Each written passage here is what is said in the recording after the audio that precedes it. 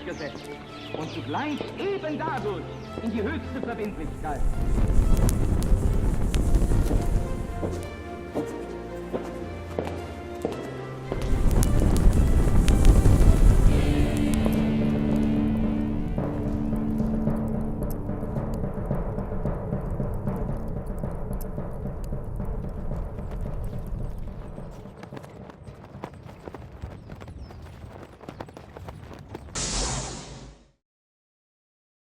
Bienvenidos nuevamente a La Brújula, este programa que hacemos en Conclusión TV. Lucas Carena, que es quien les habla, y Pablo Javier Dávoli, un gran amigo. Lo tengo un poco lejos, igual voy a estrecharle la mano. Extender tu mano. ¿Cómo andás, Lucas? Hola a todos. ¿Cómo estás, Pablo? ¿Bien? Muy bien, todo bien. Bueno, nos reencontramos nuevamente con repercusiones. Vos sabés, Pablo, que hace 2 semanas que no paro. Y es algo que me sorprendió gratamente. No paro de mandar artículos de Popper. ¿El artículo de Popper? Sí, uno, pero muy bien, a ver. Te felicito y me alegra. Pero no, lo que me contenta es que haya despertado interés un tema tan epistemológico, por ahí, pero, que tiene que ver con campos de las ciencias y que haya habido lógica. De la lógica. Pero tal vez es lo que esté, o sea, lo que se esté necesitando, recuperar ciertas pautas de lógica como para poder razonar con claridad. No, por eso digo que me sorprendió gratamente, porque es con los que usualmente uno adormece a sus alumnos en la universidad, y que gente por motus propio se interese por estos temas y te pida con mucho entusiasmo que le acerquemos el artículo. Así que me sorprendió gratamente y se lo compartí a varias personas y lo sigo haciendo. Me parece muy bien. Es un artículo del cual, digamos, otros lectores, aparte de yo mismo, que lo he leído y de hecho lo elogié públicamente en ese programa, me gustó mucho el artículo, pero otros lectores del artículo, algunos alumnos míos, colegas, también han quedado gratamente sorprendidos. Igual lo mío es digamos, iba más allá de la autoría del artículo o del artículo en sí mismo, sino que la llegada que tiene el programa, y que el programa, darle tratamiento al artículo, no pensé que iba a haber tantas personas con vocación de querer y el programa adentrarse también, en ese tema. Tal cual, y el programa también, ese programa en particular, ha tenido especial difusión, o sea, digamos, tiene muchas vistas, y bueno, también muchos likes. Bueno, mucha gente que le ha gustado. Así que siempre invitamos a seguirnos, a compartir, y también, por supuesto, a colaborar. También hemos tenido colaboraciones, donaciones, apoyos económicos, que nosotros lo tomamos como lo que son, señales de que, bueno, los frutos del trabajo que uno le dedica a esto, así es. Que además ninguno de los dos vive de esto, ni del periodismo, ni demás. Somos 2 simples amigos docentes que tratan de hacer docencia o de compartir temas, de intercambiar opiniones en este espacio para llegar a ustedes. Entonces, bueno, cuando vemos que hay devoluciones, cuando hay rebote, nos pone muy contentos. Así que bueno, también agradecidos por todos aquellos que han colaborado económicamente o opinando o comentando o pidiéndonos con alguna suscripción, artículos o con suscripciones y apoyos en general. Tanto es así que de hecho estaba recién, y es poco ortodoxo frente a la cámara, pero estaba contestando un mensaje por la mensajería del Facebook, preguntándole a una persona que había hecho puntualmente una donación, una ayuda económica, que nos gustaría mencionarla, y nos dijo que no. Y mucha gente, muchas veces nos pasa, así que aprovecho también para aclarar, porque estaba mirando con el celular hacia abajo, con el celular en la mano. Muchas veces nos pasa que hay gente que dice que no, que prefiere que no les hagamos ningún reconocimiento público. Con lo cual eso también, digamos, respetable, pero bueno, sepan que ese agradecimiento de nuestra parte siempre está. Y también me llama la atención porque fíjate que gente que no quiere figurar, en el sentido de que no pretende figurar, me refiero, no tiene ningún interés en hacerlo, sino simplemente, y a esto me refería, tiene la generosidad de querer ayudar a nuestro proyecto que compartimos con ustedes. Por supuesto. Bueno, Pablo, vos sabés que, bueno, la Brújula se ha venido como proyecto compartido que tenemos, siempre, bueno, desenvolviendo en distintos teatros de operaciones, en distintos terrenos que van de temas políticos, económicos, sociológicos, filosóficos, pero también teológicos, ¿no? Y hoy quería retomar, y fue un poco a recomendación o a sugerencia tuya, retomar un tema que ha sobrevolado distintos episodios de este humilde espacio, pero que es un concepto clave, que tiene un montón de aristas para explorar, que es el concepto, la noción de teandrismo, ¿no? Esta idea de la unión de lo divino y de lo humano como característica distinguible, originalísima y sustancial de la teología cristiana. Así es. Y particularmente católica, si me apuras a hacer alguna disquisición todavía un poquito más profunda. Tema que a mí a mí me llegó de la mano de un pensador argentino, Carlos Di Sandro, del que después vamos a hacer seguramente alguna mención, un intelectual, filólogo, intelectual del peronismo. Así es, una persona cercana a Perón, ¿no? Desde 1944. Sí, muy cercana a Perón, del que tengo entendido que Eva Duarte dijo que era una de las mentes más brillantes que había cosechado el peronismo, pero que también tenía una mala fama de conservador, o de ser de una línea conservadora, dentro de lo que sí fue él, que es un profundo tradicionalista. Lo que pasa es que por algunas distintas posiciones que él había asumido respecto, de lo que fue la época en la que él vivió y tuvo también su madurez intelectual, que fue la época del concilio, llegó a tener afirmaciones absoluta y declaradamente sedevacantistas. Y eso también le valió una suerte de mote de conservadurismo, que en realidad era un ferviente tradicionalista, que es Carlos Alberto Di Sandro. Pero digo, a mí me llega el concepto a través de él, independientemente, digamos, de esa otra posición, que es una posición puntual frente a un fenómeno también puntual en la historia de la Iglesia. No sin importancia, desde luego que con importancia, pero no dejaba de ser un episodio puntual en la larga historia de la Iglesia. O sea, no deja de ser eso, pero ciertamente que estamos hablando de un intelectual de primerísima línea, ¿no? O sea, filólogo, poeta, teólogo, o sea, un hombre con vuelo filosófico.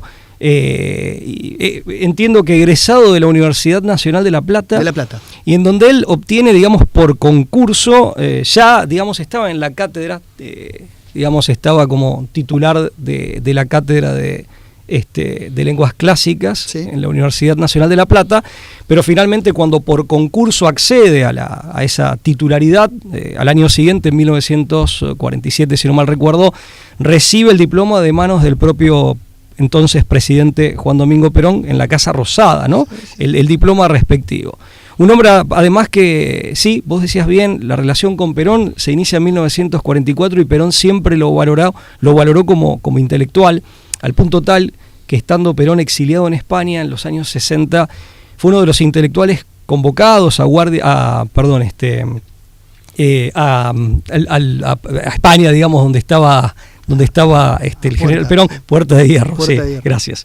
Fue uno de los intelectuales convocados justamente para hacer un análisis, una suerte de actualización doctrinaria del justicialismo y hacer el análisis geopolítico, sociológico, etcétera, del contexto de aquella época. Clarísimo, filólogo, gran conocedor del idioma griego y demás, ¿no? El alemán. Del alemán también desplegó, digamos, sus conocimientos en varios campos, y entre ellos también en hacer algunas respuestas doctrinales desde el punto de vista de la teología, ¿no? Y de la recta doctrina. Obviamente que el concepto de teandrismo, que básicamente se desglosa en teoandros, el dios hombre, trasciende a Di Sandro, pero Di Sandro es uno de los pensadores, autores, intelectuales argentinos que lo recuperó. Era un término que había quedado un poco, no sé si en el olvido, pero había caído un poco en desuso, y Di Sandro es uno de los que lo recupera, lo jerarquiza y lo reivindica para tratar de explicar la naturaleza y la originalidad del cristianismo. Es decir, si hay, y además para explicar también cómo todas las grandes herejías de la historia de la cristiandad se entienden o se las explica porque golpean algún aspecto del teandrismo. Sí, así es. Es decir, allí donde hay herejía, hay algún a ver, hay algún aspecto de esta realidad mistérica que se ve fuertemente golpeada o profanada. Una realidad mistérica que, como bien adelantaste recién, consiste básicamente o esencialmente en la unión hipostática, claro, de la naturaleza divina y la naturaleza humana en la persona de Jesucristo. Correcto. Y en efecto, y esto la teología tradicional siempre lo ha puesto de manifiesto y lo ha explicado, todas las herejías de algún modo u otro vienen a negar esa unión hipostática de las dos naturalezas, divina y humana, que se dan en la persona de Jesucristo. Así es. Correcto, correcto. Pero esto ciertamente que es la gran novedad del cristianismo, ¿no? Si bien, y ahora seguramente vos te vas a explayar al respecto, y Disandro en esto es un especialista, ciertamente que en la antigua Grecia hay una suerte de prefiguración de esta realidad teántrica desde luego, concretada en Jesucristo. Bueno, el primero en detectarlo, o sea, esto ya está inmerso o está impreso en la teología paulina. San Pablo de Tarso es el que expresa abiertamente la idea de que Jesucristo es un hombre completo y real y al mismo tiempo un ser divino, igual en todo a Dios. Es decir, ese Dios, Kyrios, que era la versión griega de Adonai, Señor con mayúscula, no es un ser diferente a Jesucristo. Sin que por ello, en la teología de San Pablo de Tarso, esto según los estudios bíblicos que hace José María González Ruiz, el primer autor que traemos a colación para esto, sin que por eso se derogue el monoteísmo de la concepción de un único Dios, ¿no? Ahora bien, en esta teología paulina se distinguen, dice este autor, por lo menos, al menos 3 momentos reconocibles de Jesucristo. Uno que es la preexistencia ante Dios, otro que es la vida terrestre o la vida terrena, es decir, digamos, el Cristo histórico, ¿no?, que se despliega en el mundo de la creación, y después un tercer momento que es la exaltación en gloria de Dios. Es decir, hay como en la teología paulina 3 momentos.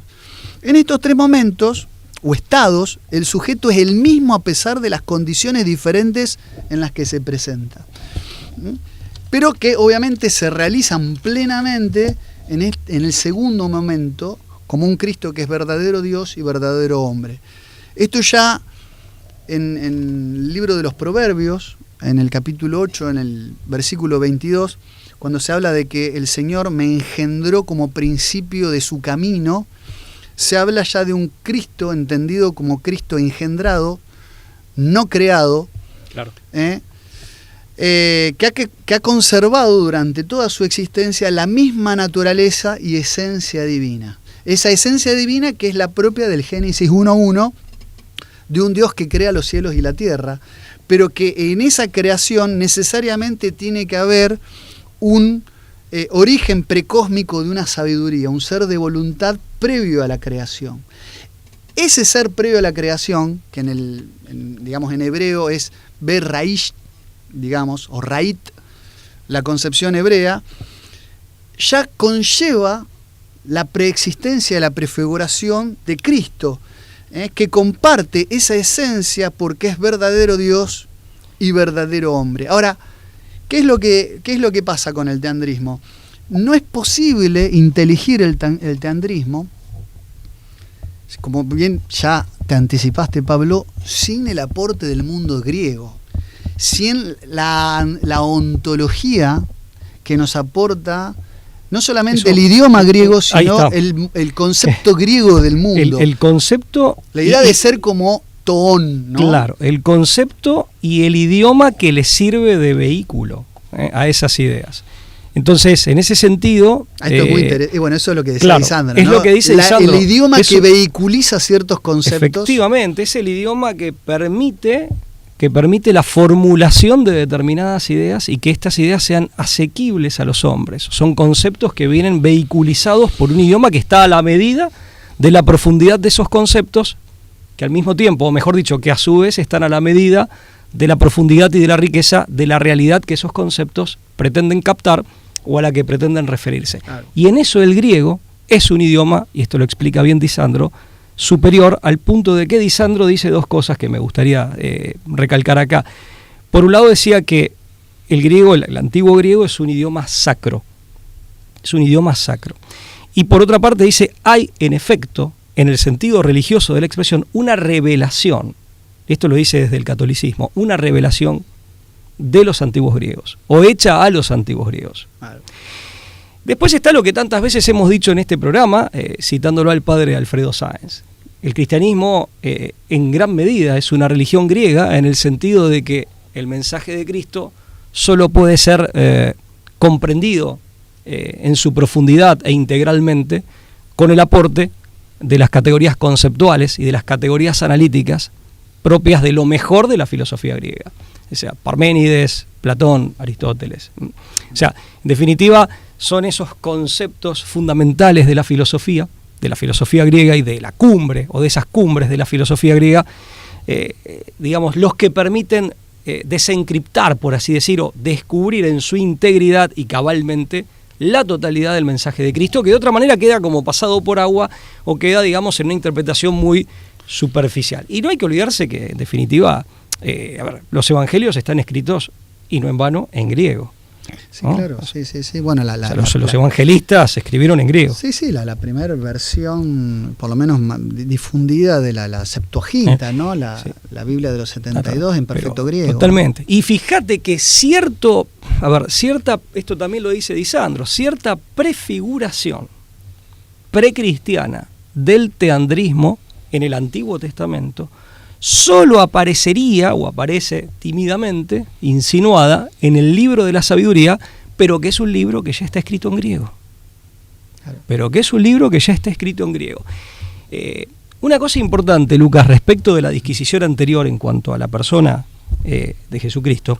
Claro, hay que distinguir lo que es la encarnación. Yo esto también lo aclaro porque a veces las palabras son engañosas, y que se concreta en Jesucristo. Es decir, bueno, ojo, porque no es que quiero señalar un antes y un después. En todo caso, el antes y el después está en lo que los humanos conocemos al respecto, o se nos permite conocer al respecto. Pero en realidad hay que distinguir la encarnación de Jesucristo de la existencia misma de Jesucristo desde la eternidad, como segunda persona de la Santísima Trinidad. Bueno, pues ahí está lo de engendrado, claro. Claro, distinto es el ingreso en la historia, en la encarnación, que eso sí tiene un momento determinado, cuando, como bien dice Chesterton, la eternidad se mete en el tiempo. Expresión que también le gustaba usar a Disandro.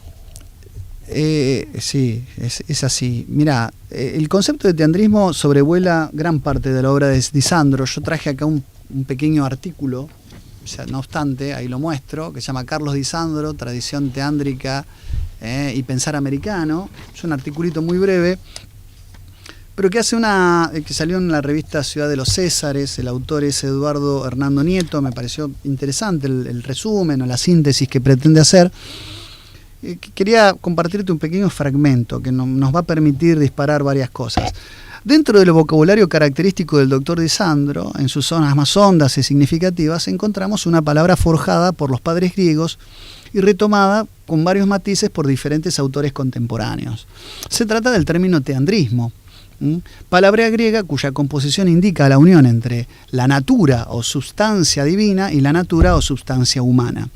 Según la fe, esta unión se da en Cristo de modo eminente y sin confusión alguna. Pero no permanece circunscripta, bien digo, a su persona y su obra, sino que se expande en primer lugar dentro de los hombres dóciles a su reclamo. Por eso el Evangelio de San Juan distingue entre el monógenes, el Hijo único de Dios, y los hijos de Dios, en plural, en los cuales la unión de divinidad y humanidad encarna de modo absolutamente real. Y no es que el Señor, de tan bondadoso, trate a los fieles como si fueran sus hijos, sino que ellos efectivamente se divinizan con todas las consecuencias del caso, al punto de que de algún modo y sin confusión siempre pasan a integrar la vida misma de Dios y a acrecentarla. Eso es lo que enseñan insistentemente los padres de la Iglesia para definir el centro mismo de la semántica cristiana. Dios se hizo hombre, aseguran, para que el hombre se haga Dios. Eso es el teandrismo. La unión teándrica, ya termina la cita. La unión teándrica, pero miren qué maravilla esto, es abierta pues es comunicable, es decir, todos los hombres pueden participar de esa unión teándrica. No se restringe a la persona de Cristo, ni tampoco a los que creen en su nombre y viven consecuentemente con eso. Esta unión se comunica además a todas las obras humanas congruentes y por allí a las cosas, bajo determinadas condiciones. Entonces, la cultura, la política, el cosmos contienen en sí la unión divina humana o son asumidos por ella, que a través de esas instancias continúa su camino expansivo. Y así, el culto cristiano, en la medida en que sea tal y no una farsa innoble, la poesía, la filosofía, la arquitectura, la pintura, la música, el imperio y las naciones, y sus diversas gestas creadoras, todas esas son formas donde la divina humanidad de algún modo encarna. Es maravilloso lo que... Mira, fíjate que... Es un retrato, me parece una síntesis. Es una síntesis muy bien hecha, muy elocuente, esclarecedora. Hay muchísima tela para cortar ahí, pero lo que vos decías, primero que es, a través de esta concepción, lo que se advierte es el trasfondo sagrado de todo. Finalmente, la política, las obras propias de la cultura, etcétera, todo eso en definitiva puede ser asumido como una labor que tiene un trasfondo o tiene una raíz sagrada. Eso en primer lugar. En segundo lugar, coloca al hombre, digamos, entre, por así decir, como nexo de vinculación íntima y comunicante entre la divinidad y el resto de la creación, ¿no? Con lo cual, en definitiva, el hombre ahí aparece una vez más como rey de la creación. Y en tercer lugar, lo que se puede decir también es que justamente hay una cita del padre José Kentenich. Nosotros siempre consagramos este programa a cosa que hoy no hicimos. Claro, aprovechamos para hacerlo en este momento. A Nuestra Señora de Schoenstatt, a la Virgen en su advocación de Nuestra Señora de Schoenstatt, la Virgen María. Y el padre José Kentenich, fundador del movimiento apostólico de Schoenstatt en Alemania, justamente él hablaba de esa comunión con Dios que se da en la visión beatífica en el cielo, que no es simplemente estar con Dios, es ser en Dios.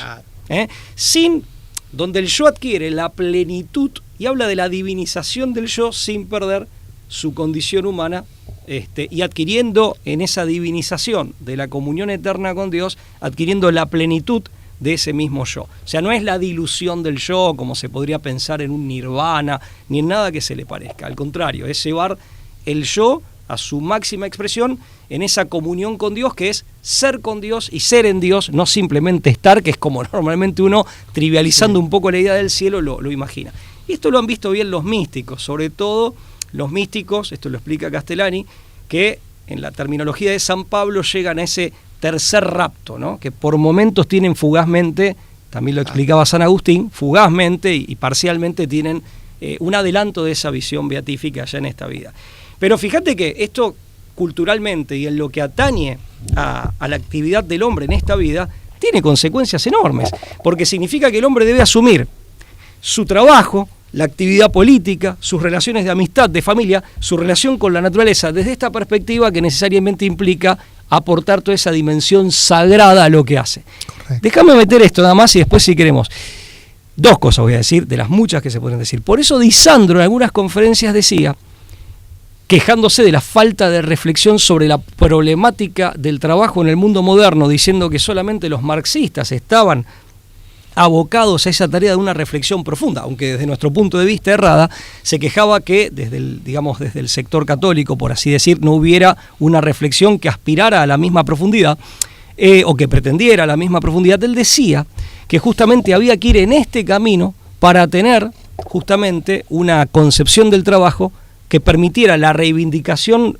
correcta y la reivindicación plena del trabajo, y que esa iba a ser, la única herramienta discursiva que permitía descartar, las explicaciones e interpretaciones marxistas. Y en esto, ¿sabes a dónde vuelve? Di Sandro dice, hay que remontarse incluso a esta prefiguración teándrica en la antigua Grecia, que él ve antes que en Platón, en el siglo VIII a.C., y antes que en la filosofía, en la poesía y en Hesíodo. Claro. Que primero escribe sobre los dioses en teogonía, y después escribe en los trabajos y los días, una vez que el hombre tiene, y acá viene el concepto de inspiración divina por las musas, viene justamente cómo el hombre vuelca esta inspiración divina en su actividad dándole sentido a lo que hace en esta vida, el sentido profundo de lo que hace en esta vida, con su trabajo, pero también con la actividad política. Entonces, él dice, nosotros tenemos que recuperar, y para recuperar esto, el sentido del trabajo, el verdadero sentido de la política, el verdadero sentido de la economía y finalmente el verdadero sentido de todo, tenemos que remontarnos a Hesíodo. Claro, que en última instancia, digo, Hesíodo... En Occidente, ¿no? Por lo menos. En Occidente, claro. pero que además hoy no hay... Los tratadistas y los lectores de Hesíodo, hoy no hay duda, si bien es verdad que a diferencia de la teogonía, Trabajos es una obra donde hay algunas corrientes que dudan de su autoría, o por lo menos que sea, parece ser una obra empezada por él o terminada por otras manos, como todos textos tan antiguos, ¿no? Lo mismo Escudo, es decir, hay varias obras que a diferencia de la teogonía no se sabe ciertamente si fueron íntegramente de su autoría. Pero es verdad que aquí aparece, pero además Hesíodo es un autor que con el mito de las edades se consagra como alguien que recupera una tradición que ya estaba presente en Extremo Oriente. Indoeuropea. Esa famosa tradición europea, que es a lo que justamente esa es la base. Nos da pie para explicar de dónde viene el teandrismo, ¿no? Porque si uno explora las corrientes que van... yo le llamo el entorno al Valle del Indo, es decir, las tradiciones indoeuropeas se pueden identificar en lo que es el Valle del Indo, que están de alguna manera enfrentadas, o por lo menos en una vertiente distinta de los que son las tradiciones del Valle del Nilo, donde podríamos ubicar, por ejemplo, las tradiciones semíticas, donde estaría, qué sé yo, la cultura desde Sumeria a Babilonia, digamos, y también la cultura hebrea. Hay dos concepciones no necesariamente incompatibles, o mejor solamente una síntesis superadora por la revelación del cristianismo, pero donde encajaría mucho más fácilmente la idea del teandrismo en esta primera, donde la idea de lo divino y de lo humano ya vienen de la mano desde tiempos remotos, inmemorables, ¿no? Sí, en la tradición semítica, permitidme decir esto, claro. Digamos, Dios aparece siempre como un absoluto otro, hay una alteridad. O sea, bueno, respecto del hombre. Ahí entramos en el terreno de la doctrina del Dios distante. El Dios distante. Es un otro absoluto, es decir, hay una alteridad que impide que las dos naturalezas puedan coexistir en una única persona desde ya, ¿no? Mucho más reflejado, y ahí está el ejemplo más claro, en el Dios veterotestamentario, un Dios cuyo nombre no ha de ser pronunciado, un Dios que se presenta simplemente como el que es, Éxodo 3:14, ¿no? Soy el que soy, que no es incompatible con un Dios revelado, pero es un Dios que en todo caso no ha desplegado su esencia en plenitud, o que se reserva en su plan divino, en su ley eterna, no conocible o cognoscible para todos los hombres, algunos aspectos que recién van a cobrar pleno sentido con la revelación, por lo menos para así la tradición cristiana. En algún punto, y esto que se entienda bien, en algún punto o en cierta medida, si es que cabe decirlo así, se mantiene oculto. No totalmente oculto, porque bien entendido, es correcto. Porque se manifiesta, pero es cierto que no manifiesta su rostro, ni su nombre. Bueno, soy el que soy, en definitiva es. Pero la idea del tetragramaton, o sea, es un Dios ley. Se acerca más a un Dios palabra, cuyos designios son inescrutables, o sea, por eso hay que cumplir con la ley, es una suerte de positivismo. Efectivamente, es decir, por eso las religiones que abrazan la doctrina del Dios distante se inclinan más a abrazar preceptos, cumplir preceptos, esta idea de los 10 mandamientos, como para decirlo dando un ejemplo concreto, tablas de la ley, son voluntad de Dios expresada, voluntad divina expresada en mandamientos, en mandatos, en leyes que deben ser cumplidas. Sí. ¿No? Hay una moral, si se quiere, que es concebida en términos éticos más, en un sentido más de reglamento, más reglamentarista. Sí, por supuesto. Mientras que las tradiciones indoeuropeas... Más de reglas, sí. Las tradiciones indoeuropeas, en cambio, hacen de lo religioso una concepción totalmente distinta. El mito griego sobre todo, realizaba la idea de lo bueno a través del ejemplo. El ejemplo plasmado en el héroe. O sea, el héroe era visión ejemplificadora. Por empezar, el héroe generalmente era semidios. Con lo cual ya había divinidad en el héroe. O la idea de lo humano y lo divino más cerca. Estaban en una aproximadas. Mucho más estrecha es la relación. Pero más allá de que esta idea del dios hombre o del semidios ya es previo a la era cristiana, está muy marcada. Esta cercanía entre lo divino y lo humano, a tal punto de que los dioses del Olimpo también estaban tan cerca que estaban arriba de una montaña. Es decir, no es casual esta figuración, no solo de dioses antropomórficos, que incluso adolecían de tener las mismas pasiones o los mismos vicios que los hombres. Eso para el vulgo, ¿no? Digamos, o sea, en interpretaciones más de menor profundidad. Pero es cierto que sí, claro, que la cercanía está ahí también. Lo que pasa es que también hay que entender también el salto de esa concepción netamente mitológica del mundo hasta el panteón de los dioses olímpicos, donde hay también varias generaciones de dioses, hay una evolución del concepto de la divinidad, y lo que es la aparición del Logos. Con la aparición del Logos aparecen las semillas de verdad protocristianas que ya hablan de un ontos, de un ser que se aproxima mucho más a un Dios incognoscible, uno, ¿no?, que es el propio que luego, digamos, va a aparecer o se va a figurar en el Dios cristiano. Pero, digo, en la tradición... Cristo es el Logos, ¿no? Es San Juan pone, es verbo, claro, es verbo encarnado. Una curiosidad que leí el otro día que yo no lo tenía presente, que también lo cuenta Disandro en uno de sus seminarios, repasando un poco para hacer este programa, cuando nos habíamos propuesto este tema. Fíjate que San Juan arranca su evangelio diciendo: en el principio era el Logos, o sea, era el verbo y el verbo era Dios, es el Logos, la palabra que utiliza es el Logos. Claro. En el Fausto de Goethe, cuando Goethe se plantea de cómo traducir esto al alemán y le cambia el significado, ahí se le aparece Mefistófeles. Cuando él empieza a cambiar los significados de esta frase, ensayando la traducción al alemán. Muy sugestivo, muy significativo. Claro. Porque se le complicaba en el alemán, mira que es un idioma súper filosófico, lo que plantea Goethe es que Fausto se le complicaba encontrar una palabra que realmente expresara lo que había querido decir San Juan y que lo había dicho en griego. Entonces, y al cambiarle el significado, el que se le hace presente es el diablo. Increíble eso, sí, muy sugestivo. Sí, no hay duda que en la idea de logo y de logos está la presencia crística, la semilla crística, no se puede concebir de otra manera, pero sí es verdad que estas diferencias entre la doctrina del Dios distante y la doctrina del Dios cercano es donde obviamente que el teandrismo tiene lugar en esta concepción. Yo siempre fui de la idea, creo que vos, Pablo, también, de que la inclinación también a abrazar el cristianismo entre Corintios, Efesios, es decir, aquellas primeras comunidades cristianas con las que Pablo tiene intercambio epistolar. ¿Griegas o helenizadas? Macedonios, griegas o helenizadas. Macedonios, hasta Antioquía, si querés. Había cristianos en Atenas, comunidades más pequeñas, pero también los había.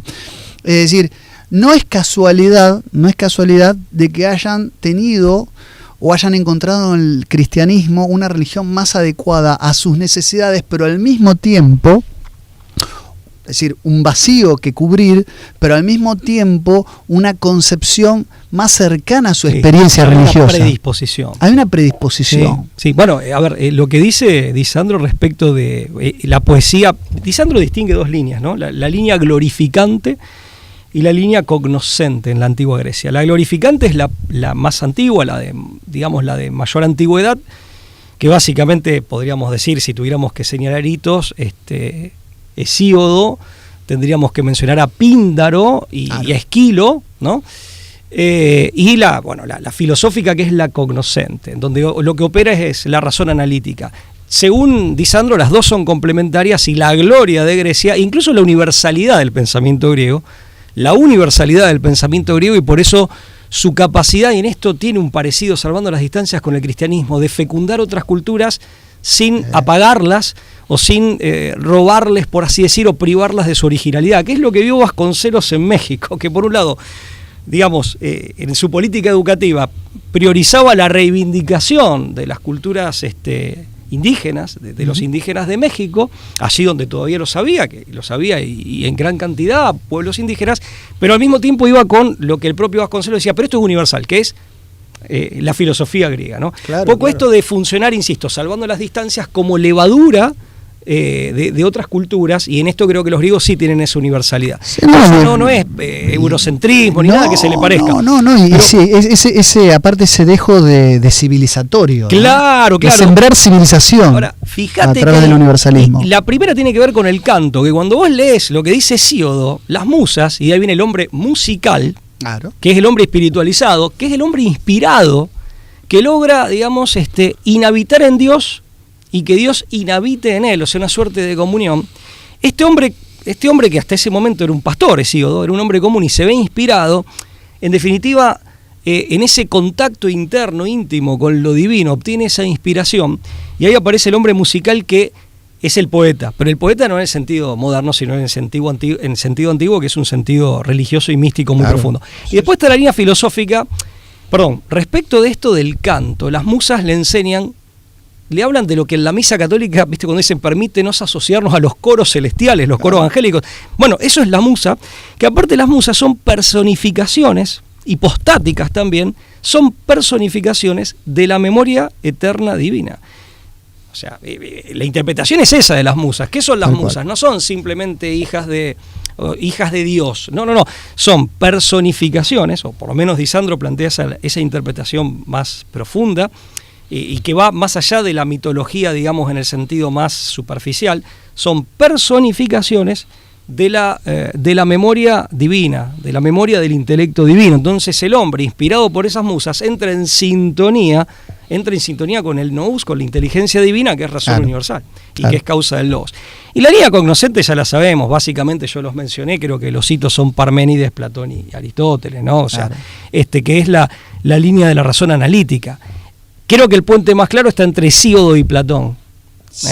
Porque esto también del recordar, el conocer como recordar, que sería esa suerte de mnemotecnia respecto de la razón divina y la memoria divina. Sí. Ahí habría que incluir a los eleatas, a Parménides, a Zenón. Sí, que aparte desde el punto de vista cristiano, ese olvido, desde el punto de vista cristiano, es básicamente la pérdida de la ciencia infusa por la expulsión del paraíso terrenal, o la salida del paraíso terrenal por el pecado original. Claro. O sea, no deja de ser en definitiva un olvido y un caer en la ignorancia, si se quiere, pero básicamente por una ciencia que poseíamos, pero que, ya dañados por el pecado original, hemos perdido. Sí, digamos, nuestro origen, la caída originaria, ¿no? Así es. Una cosa, como es decir, para no reducir, evidentemente que el idioma griego, el concepto de logos y de ontologos griegos son fundamentales para entender al teandrismo y a este Dios revelado, desde luego.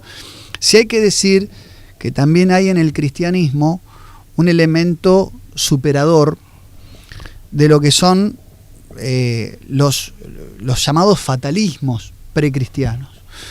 Del lado de las tradiciones semíticas, el propio concepto del Dios distante implicaba el fatalismo de que la voluntad de Dios, al que solamente podríamos tratar de agradar mediante el sacrificio, mediante el cumplimiento de estos preceptos de los que hablábamos antes, era una voluntad que podía coincidir o no con la del hombre, o mejor dicho, el hombre estaba absolutamente en un estado de indefensión frente a esa voluntad, y al no conocer el plan divino debería someterse a esa voluntad, incluso aunque supere su comprensión.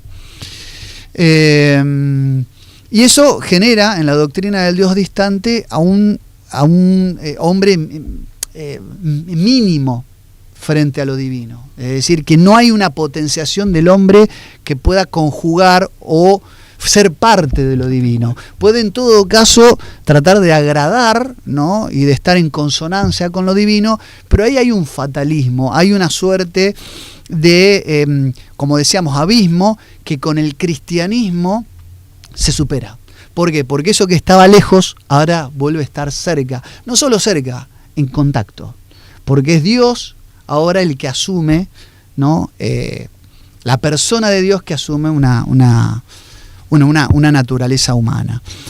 Del otro lado, no es tanto por una cuestión antropomórfica, pero sí politeísta que existía. Estamos hablando siempre, como bien dijiste, antes de la aparición de ese logos que prefiguraba la idea de un Dios único. Es decir, ya Platón abandona un poco esta idea, ¿no?, del Dios antropomórfico politeísta, pero por sus propias consideraciones filosóficas. Pero es verdad que son los mitos que Platón, digamos, que empieza como claro, a relegar, ¿no? Platón hay ciertos mitos que rescata, incluso les da una cobertura, por así decir, filosófica, descubriendo que tienen un fundamento que incluso se puede justificar racionalmente, pero hay otros que no. Se hace una suerte de distingo, ¿no? Sí. Entre buenos mitos y malos mitos. Y aparte hay una valoración, hay una valoración pedagógica del mito, pero no deja de tener un fundamento como es la filosofía que nace, en la época dorada, ¿no?, de Pericles en adelante. ¿Qué tiene que ver con el fatalismo? Sí, si bien no por Pericles, ¿no? Que es coincidente con esa Atenas. Efectivamente. Esa Atenas, como una Atenas dorada en materia de producción de pensamiento, ¿no? Es decir, no porque... Desafiados por la corrupción salieron estas cabezas a responder y nos legaron sus grandes sistemas filosóficos. Por supuesto, sí, por supuesto. No, es como la Esparta de Licurgo. O sea, no tiene que ver con una coincidencia en el tiempo, no debido a... El fatalismo de los griegos, o vamos a decir del mundo pagano, estaba dado en que justamente como esas voluntades plurales en los dioses era difusa, dispersa, muchas veces contradictoria entre sí, las grandes teomaquias que sometían acuerdos con un bando y otro, esto se ve mucho en la Ilíada, ¿no? Con algunos dioses tomaban parte por los troyanos, Apolo, por ejemplo, y otros dioses tomaban parte, como el mismo Zeus o Poseidón, por los griegos, ¿no? Por los, vamos a llamarlos los dánaos, los argivas y los aqueos. En las grandes teomaquias se veía que las voluntades no siempre confluían y coincidían. Por lo tanto, eso llevó con el paso del tiempo a que las distintas culturas paganas, en el caso de los griegos, los dioses olímpicos, generaron casi como un descrédito, en el sentido de que el destino del hombre estaba marcada por el oráculo. Es decir, como podía ser el más famoso de todos, es el que estaba en el pórtico de entrada, en la base del Monte Parnaso, el oráculo de Delfos, pero no es el único, a los cuales iban a buscar consejo, inspiración y demás.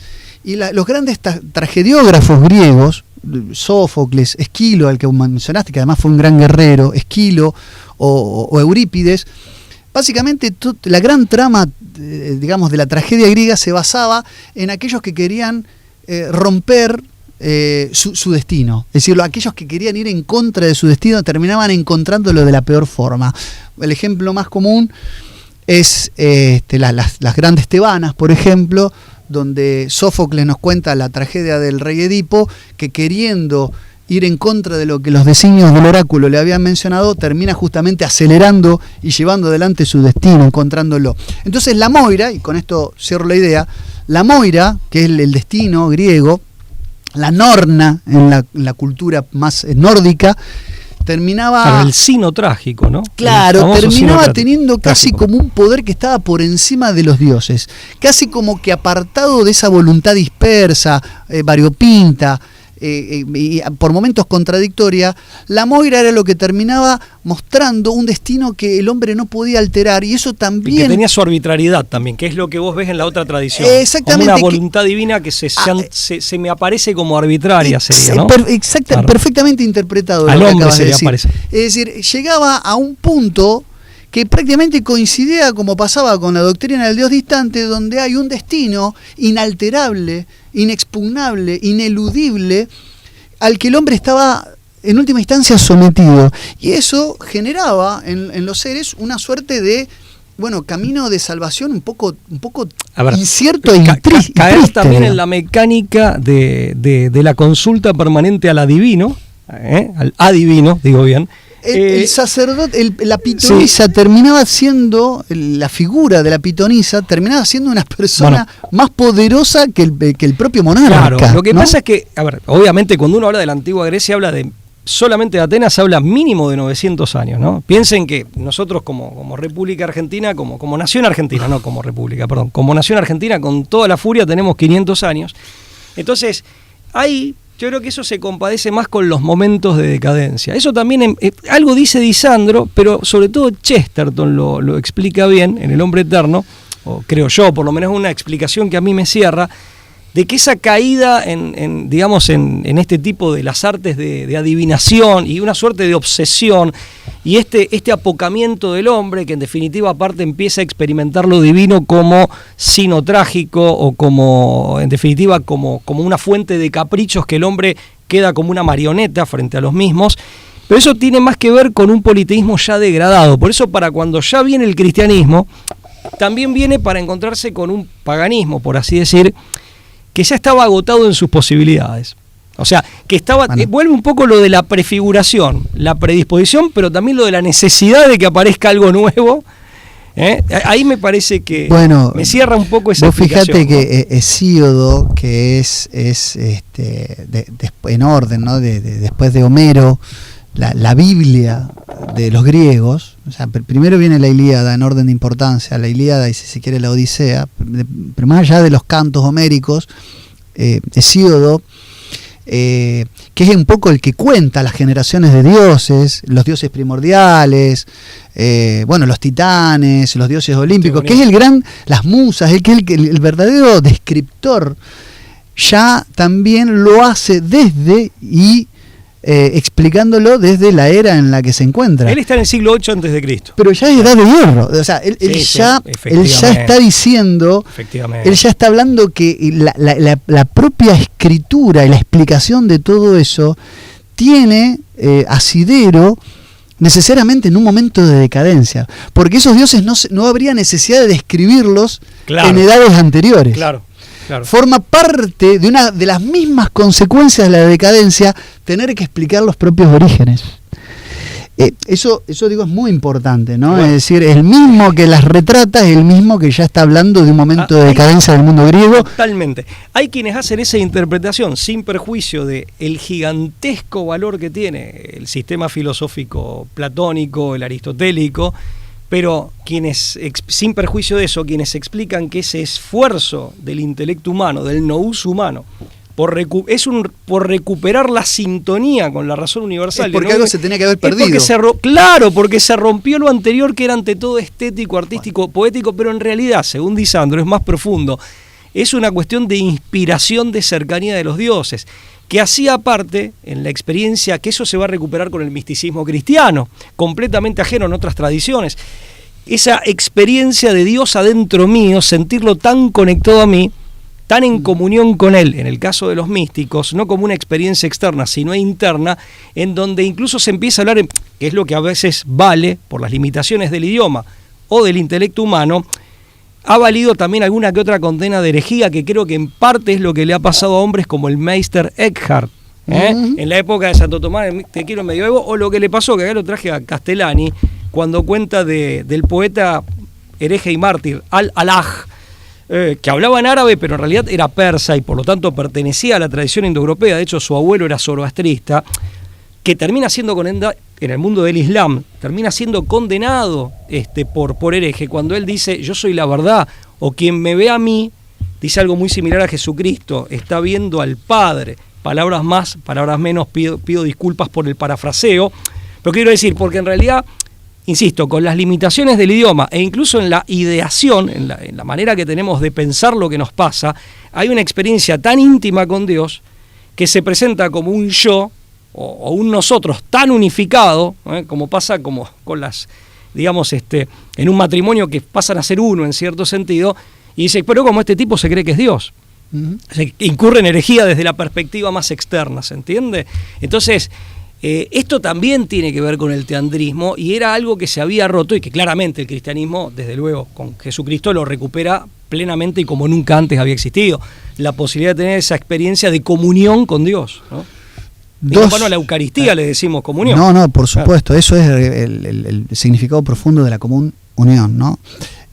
2 o 3 cositas más, muy brevemente. Yo ya después, si querés, vamos llegando a las conclusiones finales, pero porque es un tema que da para muchísimo, pero creo que podemos hacer algunas precisiones.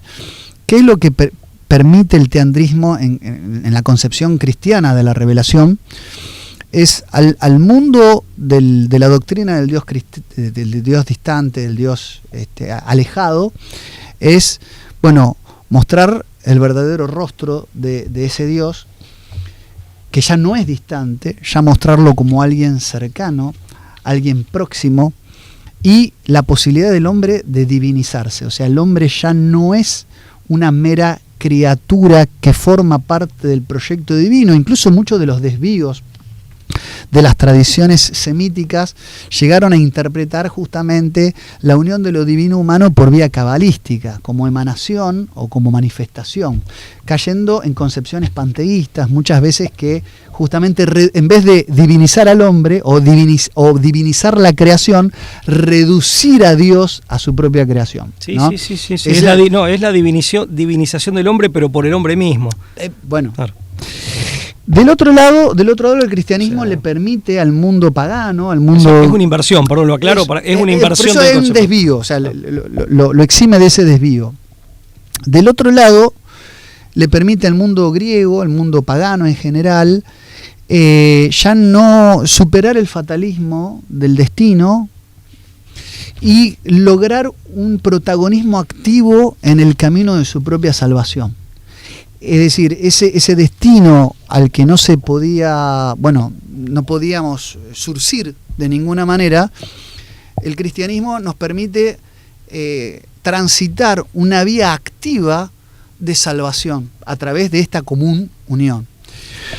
Y otra cosa que quería decir que me parece que es clave, es que en esa, por así decir, la superación, y también así como está el desvío cabalístico, que tiene su retrato en manifestaciones de Abraham Abulafia a Pico de la Mirándola, ¿no? Es decir, una cábala cristiana, es decir, fue muy, muy marcada la influencia de la cábala en cierto momento de la historia de Occidente. Del otro lado también está el desvío gnóstico, que está muy influenciado por la herejía marcionista de directamente romper o bifurcar la idea del Dios del Antiguo Testamento, de un Dios demiurgo, o sea que la creación es en todo plano algo malo, y un verdadero Dios incognoscible que sería un Dios distinto. Así es la doctrina de los dos dioses. Eso también es el otro desvío, el cual el cristianismo resulta superador, que además es un desvío que solamente se alcanza, digamos, una vía de plenitud de salvación por vía iniciática, pero no de común unión con un uno que salva a través de, con lo cual se cae en algo que no es teandrismo, sino que es el androteísmo, en el cual cada uno o cada quien es su propio Dios. Ese es otro también desvío del cual el cristianismo es superador. Dicho esto, digo una cosa más. El mundo y la concepción moderna del mundo, lamentablemente, ha dejado, junto con el teandrismo, lo que fue una idea, una concepción gibelina del mundo, y esto lo quería también decir, lo quería anunciar, en el cual justamente no se podía separar lo divino, por ejemplo, de toda manifestación humana, precisamente en esa conjunción teándrica, por lo cual el arte, la cultura, la manifestación artística, esto que vos hablabas de la musa, todo lo que de la musa salía, era necesariamente una expresión de lo divino. Entonces, separar la política, separar el estado de la religión, separar la economía de la familia y el bien común, separar el mundo de lo sociológico o del conocimiento científico de la idea de Dios, son todas formas de romper la idea gibelina del mundo, que en el fondo era una idea profundamente teándrica. Es decir, en el fondo, esa concepción gibelina del mundo que no permitía o que entendía el Claro. carácter sagrado del Claro. poder temporal, en el fondo era una manifestación de que todo aquello que en lo que hacemos también hay una semilla, una cuota de divinidad. Y eso es lo que el mundo moderno Totalmente. destruye. Es ¿no? que elijo, digamos, ese laicismo hostil y agresivo a toda forma de religión y de religiosidad, que finalmente deriva en el ateísmo, pasando por la pérdida del sentido de trascendencia y por un inmanentismo, ese mundanismo, es el resultado no querido de una primera apropiación güelfa, podríamos decir, por oposición a gibelina, de lo sagrado meterlo únicamente en lo eclesiástico, privando del sentido sagrado a todo lo demás. Y que llevó Una- que la claro. religión sea algo reservado para la esfera íntima, personal, cuando Totalmente. tendría que ser al revés. Sobre finales del medievo, Diametralmente, el como- gibelismo es lo Claro. opuesto. Entonces, ese inmanentismo, ese laicismo agresivo, hostil, que finalmente va a derivar en ateísmo teórico y o práctico, es una suerte de consecuencia, seguramente que no querida, y lo hemos dicho en algún... Del noche, cuando hablamos de Claro, la noche. de ese güelfismo que pretende la monopolización de lo sagrado y la reclusión de lo sagrado en lo eclesiástico. Bueno, pero Que termina no siendo una nada. concesión, Claro. termina siendo una concesión al inmanentismo. Sí, tal cual. Claro, fuerte termina dándole lugar. En ese sentido lo provoca, por así decir. Mirá, como para cerrar yo es muy difícil. Primero encontré la cita de las varias que hace Castellani en Está este bien, libro para la Psicología precisión de Al-Alaj. bibliográfica. Claro, porque uno cita un místico y indoeuropeo, persa, si bien él escribe y habla en árabe. Y era, digamos, había sido formado en el Islam, pero es lo que dice Castellani, cuando uno observa el periplo espiritual de este hombre, su misticismo, sus enseñanzas, claramente es alguien que por fe tácita o por fe implícita se puede decir que descubre a Cristo. Que en el Islam ocupa un lugar, pero ciertamente no el lugar que le corresponde como hijo de Dios. Dice Al-Alaj, una partecita, cito: yo me he vuelto aquel que ama, y aquel a quien amo se ha vuelto yo. Somos dos espíritus en un mismo cuerpo, y así verme a mí es verle a él, en referencia a Dios, y verle a él es vernos. Entonces ahí, bueno, se lo acusa, esto lo dice en una de sus, creo que en su tercera peregrinación a la Meca, porque él nunca atentó contra la religión externa, en este caso el Islam. Claro. O sea, y ahí lo condenan por herejía, pasó 8 años preso, le cortan las manos, finalmente como parte de la condena los pies, lo crucifican, está un día entero prácticamente crucificado y lo decapitan. Eso por un lado. Entonces quería hacer la cita de Al-Alaj, ¿no? como un místico, que tiene fe implícita en Jesucristo, porque bueno, había sido formado en otra tradición religiosa, en otro credo religioso. Sí. Una cita de Disandro puntualmente, en este libro que me lo prestó el doctor Rafael Brady Obeit, y le estoy inmensamente agradecido, Humanismo, Fuentes y Desarrollo Histórico de Disandro. En una parte de este libro, son conferencias del doctor Disandro, dice: desde la poesía, que es la tradición del oído, eso no lo pude decir antes, desde la poesía el griego construye una totalidad. Desde la física, de donde va a derivar la metafísica y por tanto la filosofía, desde la física un método analítico. Ambas perspectivas legadas a Occidente son su fundamento, tanto el ímpetu de construir una totalidad como la diafanidad analítica para concebir el mundo, pero ambos principios son en el mundo griego, bueno, la función de ainoeia, me perdonan los que saben griego de verdad, como el profesor Vuela y el profesor Porrini, que sería el concepto a partir de síodo de verdad. Claro. Y de verdad como no olvido de toda la verdad que proviene de la mente divina. Occidente, hago una cita fragmentaria, Occidente es helénico, y esto también para eliminar muchas disidencias mal justificadas, o mejor dicho, injustificadas que hoy se hacen, ¿no? Que hoy a veces se formulan sin ninguna utilidad, ni mucho menos sin ningún fundamento, ¿no? Occidente es helénico por muchos aspectos, como también es latino, es germánico, pero siempre será helénico, porque en el trasfondo de lo latino o de lo germánico late la forma absoluta del indoeuropeo, que es lo griego. Y ahí al ángulo. Efectivamente. No hay mucho más para agregar. Bueno, se podría agregar mucho más. Lo dejamos para otro programa. Hesíodo distinguía entre los hombres musicales, es decir, de la inspiración divina de las musas, y los del vientre. Bueno. El hombre moderno es un hombre del vientre. Ajá. De ahí nuestra digamos, nuestra limitación para entender ciertas cosas y manejar ciertos problemas y nuestra gran capacidad para crear otros. Claro, sí. Pero bueno, lo dejamos para otro programa.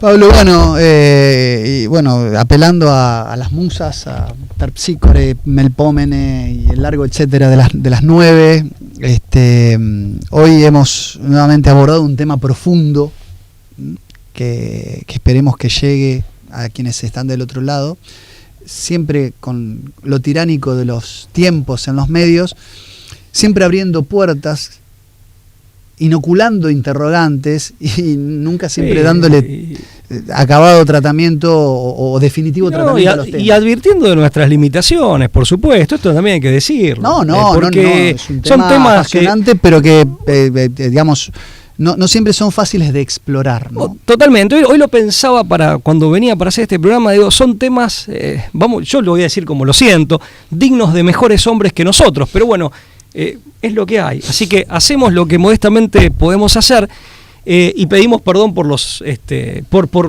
todo aquello a lo que uno no llegó por no estar a la altura eventualmente. Una cosa, quiero volver a agradecer a todos esos muy modestos, como este señor que me decía, no me mencioné, yo quiero la brújula, hice mi modesto aporte, me puso una cosa así, qué sé yo, pero quiero agradecerles porque incluso tienen esa modestia, hablando de modestia, a eso me refería, tienen esa modestia y tienen esa generosidad, así que vuelvo a agradecer a los que ayudan a la brújula. Nos reencontramos la próxima, gracias. Hasta luego.